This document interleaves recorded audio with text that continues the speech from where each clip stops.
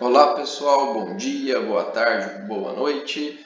Estamos aqui mais uma vez numa nova videoaula em que vamos trabalhar sobre anemia nas desordens sistêmicas. Eu dividi essa aula em 3 capítulos, que é a anemia de doença crônica, que é nosso enfoque principal, mas vamos falar também da anemia da doença renal crônica e do hepatopata, que tem algumas situações um pouco diferentes. Então, começando aí na anemia de doença crônica.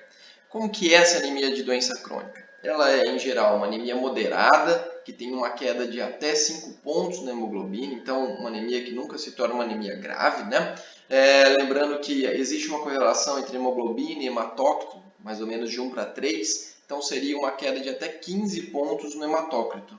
Eu gosto mais de trabalhar com a hemoglobina, tá? Bom, ela é causada por doenças inflamatórias, pode ser uma neoplasia também, que leva a um status inflamatório, que tem aí em torno de 20 a 60 dias de duração, pelo menos, que vai levar à geração dessas citocinas, desses mediadores inflamatórios que vão desencadear essa anemia da doença crônica.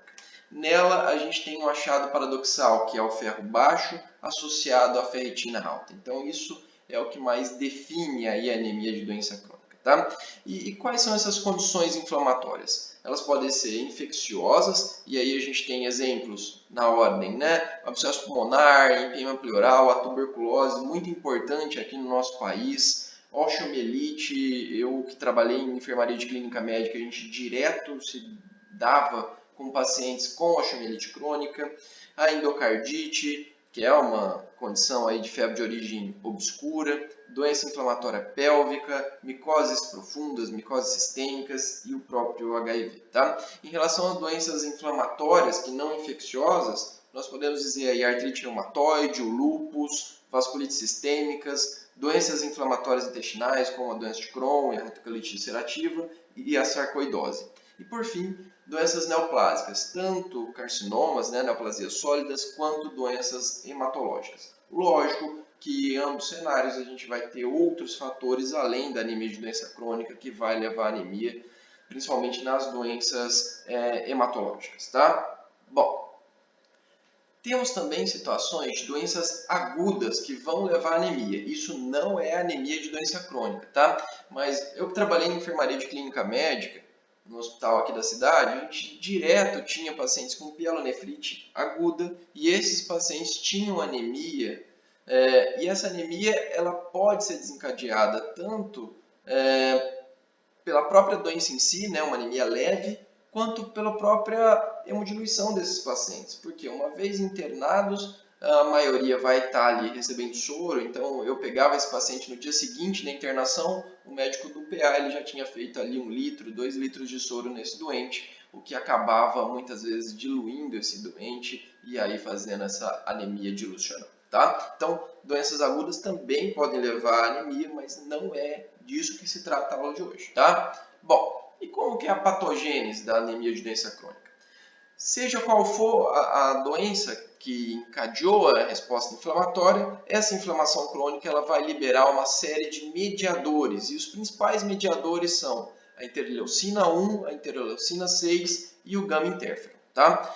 Bom, a interleucina 1 ela vai gerar a lactoferrina, e essa lactoferrina ela vai competir com a transferrina para transporte do ferro, só que diferente da transferrina, ela não libera o ferro de maneira tão fácil para a medula óssea. Então, a lactoferrina ela acaba atrapalhando ali a atividade da transferrina. E isso acontece pela produção de interleucina 1, e essa interleucina 1 nos polimorfos nucleares vai gerar a lactoferrina, tá? Bom, a inflamação crônica também gera o gama-interferon. Esse gama-interferon tanto leva ao aumento da apoptose celular, então reduzindo a vida média das hemácias, quanto a um down regulation dos receptores de eritropoetina na medula óssea, ou seja, a medula óssea vai estar mais insensível, vamos dizer assim, aos fatores hematopoéticos. Então, por mais que você tenha uma eritropoetina muitas vezes normal, a medula óssea não vai responder de maneira adequada, tá? E por fim, a geração da interleucina 6. E aqui é a chave da anemia de doença crônica que foi descoberto há menos tempo, tá? O que essa interleucina 6 ela é importante? Ela vai estimular o fígado a produzir uma substância chamada epicidina, e isso parece ser o principal desencadeante dessa anemia de doença crônica. Essa epicidina ela vai ter dois principais fatores. O primeiro, ela vai inibir a síntese de ferroportina, e para quem não se lembra aí de fisiologia, né, a ferroportina é quem vai fazer a absorção do ferro intestinal. Então, sem a síntese de ferroportina, a gente tem uma redução na absorção intestinal de ferro. Mas o principal efeito dessa epicidina é o aprisionamento do ferro no interior dos macrófagos e demais locais de depósito. Ou seja, o local de depósito é a ferritina e a gente vai ter um aumento dessa ferritina. Tá? Então, veja que a gente vai ter um aumento da ferritina, ou seja, a gente tem um ferro aprisionado ali e um ferro, então, que não pode atuar. E é por isso que a principal característica da anemia de doença crônica, ela é não como na anemia ferropriva, uma falta de ferro, mas sim um ferro aprisionado nos seus locais de depósito. Tá? E além dele estar aprisionado nos seus locais de depósito, a gente viu que tem também a questão da lactoferrina, que vai estar ainda competindo com a transferrina e não liberando ferro para a medula óssea. Então, em última análise, o que está acontecendo nessa anemia de doença crônica é uma anemia ferropriva, mas não por falta de ferro, mas sim por aprisionamento do ferro. Tá? Bom, a patogênese, então, além desse aprisionamento do ferro, que é o principal, né? A gente tem uma redução da vida média das hemácias, isso por conta de citocinas, de mediadores inflamatórios, né? Então, a vida média da hemácia, que é em torno ali de 4 meses, né, 120 dias, reduz para cerca de 80 dias. A gente tem também uma redução na produção renal de eritropoetina e, como a gente já viu, uma menor resposta da medula óssea à eritropoetina. Tá? Então, essa é a patogênese da anemia de doença crônica, sendo que o principal é a questão da epicidina e o aprisionamento do ferro em seus locais de depósito. Como que é a clínica da anemia de doença crônica? Ela vai ser marcada basicamente pelos sinais e sintomas da doença de base. Então, veja, um paciente com tuberculose, ele vai ter febre vespertina, ele vai ter tosse produtiva, de caráter crônico. Um paciente com uma doença oncológica, ele vai ter emagrecimento, ele pode ter febre também. Então, a clínica ela é da doença de base. A anemia é como se fosse um plus, né? Que essa inflamação crônica vai estar causando no nosso doente, tá? E outra coisa importante, como eu já disse, né? Na maioria dos casos, a anemia de doença crônica ela não gera um hematócrito muito baixo, abaixo de 25, ou uma hemoglobina abaixo de 8, tá? Se isso acontece, a gente tem que investigar outros fatores que estão contribuindo para a anemia, como, por exemplo, carência de ferro, tá? E lembrando que, assim, a carência de ferro ela é um pouco mais difícil da gente diagnosticar nessa situação, porque a ferritina ela vai estar aumentada, enquanto a saturação de transferrina vai estar baixa. Então, diagnosticar uma anemia de doença crônica ao mesmo tempo anemia ferropriva é mais difícil. A gente vai mudar um pouquinho os parâmetros da anemia ferropriva. Então, muitas vezes um paciente com a ferritina até 30, né, acima de 30 em alguns casos, ele já tem uma ferropenia, né, na anemia de doença crônica. Bom, como que é o laboratório? A anemia de doença crônica ela é tipicamente uma anemia normo-norm, mas ela também pode ser microcítica e hipercrônica. Aqui eu até trouxe uma imagem para vocês, para sempre a gente lembrar que a principal causa de anemia no mundo todo é a anemia ferropriva. Então, a principal causa de anemia micro-hipo é a anemia ferropriva. E também, por ser muito maior o número de casos de anemia ferropriva, ela também pode ser a principal anemia normo-norm, tá? Por causa justamente da quantidade muito maior de anemia ferropriva no mundo do que de anemia de doença crônica, tá? Exceto nos pacientes internados. Nestes, a anemia de doença crônica parece ser a principal causa, tá? Bom, continuando aqui no laboratório, o ferro ele é caracteristicamente baixo na anemia de doença crônica, né? A ferritina ela é caracteristicamente alta, ela pode estar normal também, mas em geral ela vai estar acima de 50. O TBIC, que é a capacidade total de ligação ao ferro ele vai estar normal ou baixo. O TBIC aqui ele é importante porque ele reflete mais ou menos o que seria a concentração de transferrina sérica, tá? Então, o TBIC ele vai estar caracteristicamente normal. E por fim, a saturação de transferrina ela vai estar baixa, em torno de 10, 20%, né? Bom, o que é essa porcentagem de saturação de transferrina? Nada mais é do que ferro sérico, que ele está baixo, dividido pela capacidade total de ligação do ferro, que caracteristicamente vai estar normal. Então, por isso que a saturação de transferrina ela é baixa, tá? E o tratamento? Como que eu trato a anemia de doença crônica? O tratamento, galera, ela vai basear na doença de base. Então, se um paciente ele tem tuberculose, ele vai precisar usar RP. Se ele tem uma endocardite, ele vai precisar usar antibióticos. Eu não consigo tratar a anemia de doença crônica se eu não tratar a doença base. É lógico que algumas doenças são muito mais difíceis de serem tratadas. Por exemplo, a artrite reumatoide, o lúpus, a gente vai ter que tentar inativar a doença, tá? Bom, em casos mais graves, eu posso fazer uso da eritropoetina. Então, lembrando que a eritropoetina ela vai estimular a medula óssea a iniciar a produção de células vermelhas, né? A gente tem uma redução da produção de eritropoetina no rim e também um down regulation, né, dos receptores de eritropoetina na medula óssea. E aí, eu dando eritropoetina exógena, eu posso contornar um pouquinho esse problema, tá? Em alguns casos, eu acabo repondo ferro também, porque o que vai fazer o efeito é o ferro circulante. Então, eu dou eritropoetina e dou o ferro junto. E aí, esse paciente pode melhorar ali momentaneamente essa anemia de doença crônica, tá? Mas lembrando que isso são só nos casos graves. Na maioria das vezes, basta eu tratar a doença de base. Lembrando que, geralmente, a anemia não é uma anemia tão grave, né? Bom, com isso a gente encerra a anemia de doença crônica. Vamos falar agora da anemia da doença renal crônica. Eu já abordei esse assunto com vocês na aula de doença renal crônica, mas vamos dar uma relembrada aqui, né? Então, a doença renal crônica, que não é insuficiência renal crônica mais, né? A gente mudou esse termo já há algum tempo, graças ao KDIGO, ela comete cerca de 1% da população. E essa anemia da doença renal, ela vai se instalando progressivamente a partir do estadio 3B, até por isso que houve essa cisão do estadio 3, né, entre 3A e 3B, porque é justamente no estadio 3B que a anemia da doença renal crônica começa a se instalar. E ela vai se instalando de maneira tão progressiva que esses pacientes toleram bem graus importantes de anemia. Eu já tive paciente no consultório com 8, 9 de hemoglobina e praticamente assintomático, tá? Lembrando que o estádio 3B é aquele que tem um clearance, né, de creatinina menor do que 45. A anemia da doença renal crônica ela é caracteristicamente normo-normo, assim como a DC, né? E ela tem uma origem multifatorial, tá? A principal origem é a deficiência na produção de eritropoetina. Então vamos lembrar que o rim ele também é uma glândula, né, endócrina e ele produz principalmente dois hormônios, a calcitriol e a eritropoetina.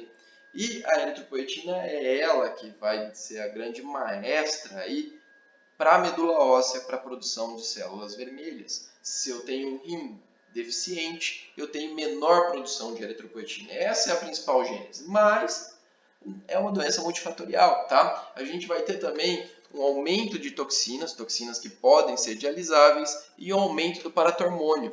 Esse aumento do paratormônio está ligado, né, diretamente com a redução da produção de calcitriol. Sem calcitriol, que faria um feedback negativo na paratireoide, eu vou começar a produzir paratormônio pela paratireoide de maneira descontrolada. E essas toxinas associadas ao aumento do paratormônio vão reduzir a vida média da hemácia, que, como eu disse no começo da aula, é em torno de 120 dias. Na doença renal crônica, ela passa ali para torno de 60, 70 dias. E, além disso, ainda inibem o efeito da eritropoetina na medula óssea. Então, além da gente ter uma produção diminuída da eritropoetina, a gente ainda tem um efeito dela reduzido na medula, tá? Por mais que a gente tenha ela circulante, seu efeito vai estar reduzido na medula, tá? Aqui eu abro até um parênteses. Alguns trabalhos de pacientes que fazem diálise diária eles conseguiram ver uma redução na dose de eritropoetina, em alguns casos nem usando eritropoetina nesses doentes. Então, para ver a total importância, né, desse efeito. Então, esses pacientes, eles praticamente não tinham mais essas toxinas, porque eles faziam diária, noturna, em torno de 8 horas, e aí eles controlavam bem o PTH, retiravam essas toxinas, e esse efeito, né, de inibir o efeito da eritropoetina e reduzir a vida média da hemácia, ele era reduzido a tal ponto que esses pacientes praticamente não precisavam de reposição de eritropoetina, tá? Bom, além disso, o paciente com doença renal, seja ele dialítico ou não, ele tem carência de ferro, lembrando que a doença renal ela também gera uma má qualidade do fator de von Willebrand, então fazendo predisposição a fenômenos hemorrágicos, e o paciente que ele faz diálise, ele tem uma perda crônica de ferro pela própria diálise, tá? E também de folato. Então, a anemia, além disso tudo, ela também tem anemia carencial, seja por ferro ou por folato, tá? Tanto é que a gente, num paciente dialítico, a gente fica dosando pelo menos a cada 3 meses ferro e folato dos nossos doentes, tá? A intoxicação por alumínio por muito tempo foi uma grande causa aí de anemia na doença renal. No entanto, hoje em dia a gente já não tem mais tanto essa intoxicação por alumínio. Eu particularmente vi um caso só na minha residência. Na clínica de diálise onde eu trabalho a gente não tem nenhum caso de intoxicação pelo alumínio, graças hoje a um maior cuidado, né, para evitar a exposição da água ao alumínio que vai fazer a diálise, né? Bom, como que é o laboratório? O laboratório é uma anemia progressiva, como eu disse, que se instala ali no estádio 3B e que pode chegar até uma hemoglobina de 5, tá? Tipicamente norma, a gente já disse isso. O índice de reticulócitos corrigidos, ele é normal, então é um déficit não só de hemólise, né, de redução de vida média, mas um déficit também de produção, tá? E a ferritina, caracteristicamente, ela é maior do que 100.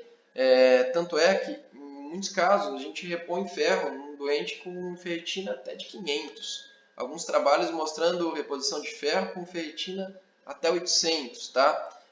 Lógico, são situações diferenciadas e para o paciente dialítico, tá? Então, ferritina caracteristicamente acima de 100. Tratamento, como que é? Bom, aí vai depender se o meu paciente ele faz diálise ou não.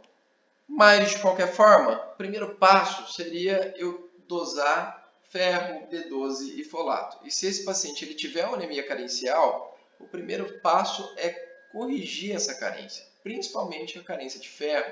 Então, um paciente do meu consultório, que ele chega numa primeira consulta com doença renal crônica e uma anemia, o primeiro passo é solicitar ferro, B12, folato. E aí, se esses índices vêm baixos, a gente primeiro faz a reposição desses estoques para depois pensar na reposição de eritropoetina, tá?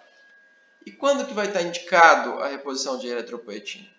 Essa reposição vai estar indicada quando a hemoglobina do meu doente for menor do que 10, tá? Então, uma vez que a hemoglobina é menor do que 10, desde que eu já tenha reposto os meus estoques de ferro, B12 e folato, eu vou iniciar com a reposição de eritropoetina, tá? A dose vai de 80 a 120 unidades por quilo do paciente, tá? Por dose.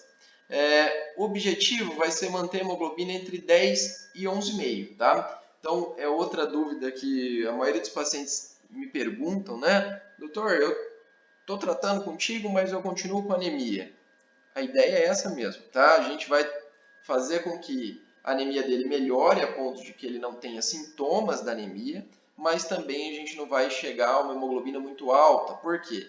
Essa hemoglobina muito alta, ela vai predispor a eventos cardiovasculares, como por exemplo trombose da fístula naquele paciente que faz diálise, ou mesmo outros eventos cardiovasculares como AVC e infarto, tá? É interessante frisar isso porque quando surgiu a reposição de eritropoetina, até então os pacientes eles tinham uma anemia de difícil controle, né, que faziam diálise, eles tinham que ficar fazendo transfusões direto, e aí quando surgiu a eritropoetina, os pacientes deixaram de morrer por anemia, né, e passaram a morrer por eventos cardiovasculares. E aí que a nefrologia viu que a eritropoetina também era danosa em excesso. Então, hoje a gente mantém esse alvo entre 10 e 11,5, não deixando passar de 12, né?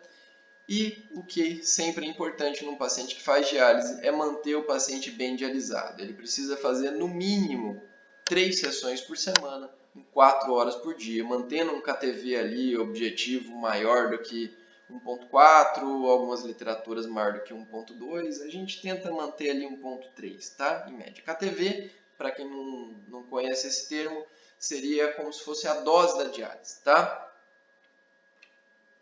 E agora, para a gente finalizar, a anemia da hepatopatia crônica. Começando com relação à patogênese, tá?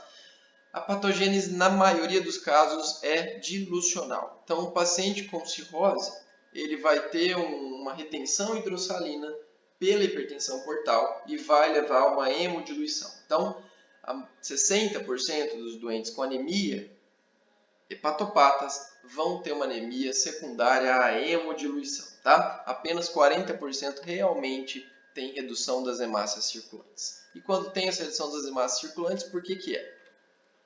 É pela redução da vida média das hemácias. Então, mais uma vez, a gente está falando, né, de redução da vida média das hemácias, que acontece na anemia de doença crônica, que acontece na anemia da doença renal crônica, ela também acontece no cirrótico.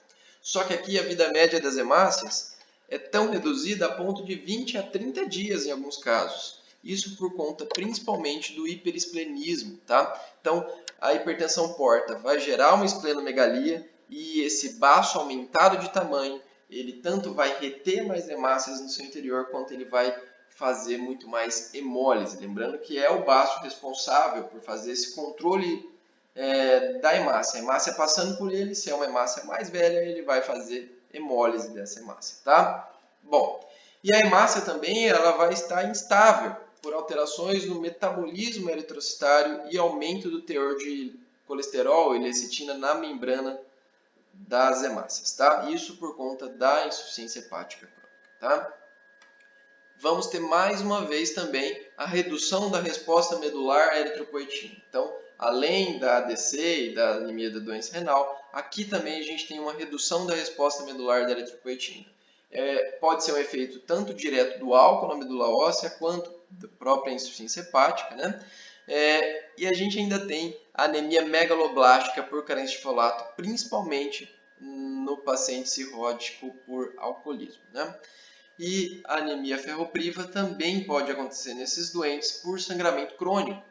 Lembrando que esses pacientes eles podem ter varizes esofagianas, muitas vezes varizes que podem ter sangramentos, eles têm maior predisposição à doença ulcerosa, principalmente nos alcoólatras, e à doença hemorroidária. Então, esse sangramento crônico também vai favorecer ao aparecimento de anemia. Como que é o laboratório? Mais uma vez, como toda anemia de doença crônica, ela é normocítica.